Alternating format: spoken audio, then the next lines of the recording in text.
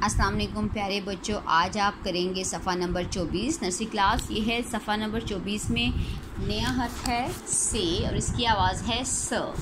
से शुरू होने वाली तस्वीर में रंग भरिए और हर्फ पर पेंसिल फेरिए। पहले आप इसके ऊपर पेंसिल फेरिए और इसकी आधी शक्ल पे भी डॉट्स लगाएं। अब उसके बाद इनमें से ये सारे हैं समर, इन सब में आधा रंग हो चुका है, आधा रंग आपने करना है खूबसूरती से।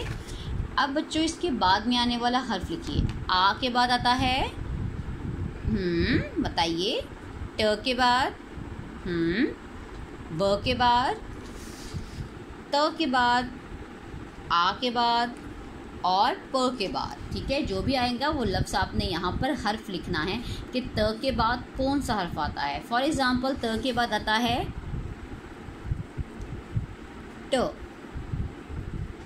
ठीक है, क्योंकि आप पढ़ चुके हैं हर्फ स तक। प्यारे बच्चों, उसके बाद आपने बताना है हर्फ की पूरी और छोटी शक्ल में एक जैसा रंग भरें। फॉर एग्ज़ाम्पल देखिए, ये कतरा है प, ये है प में आप नीला रंग भरें।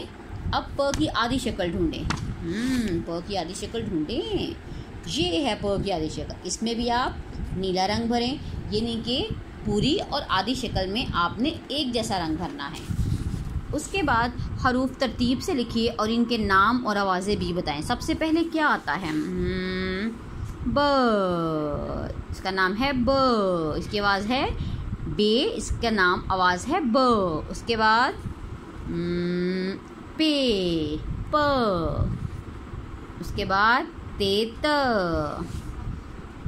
TET, cess. ये आप नीचे लाइंस में लिखेंगे तरतीब के साथ और इनकी आवाज़ें भी आप अपने टीचर को बताएंगे और ये दोनों सफ़ात मुकम्मल करके अपने कॉन्सेप्ट क्लियर करें।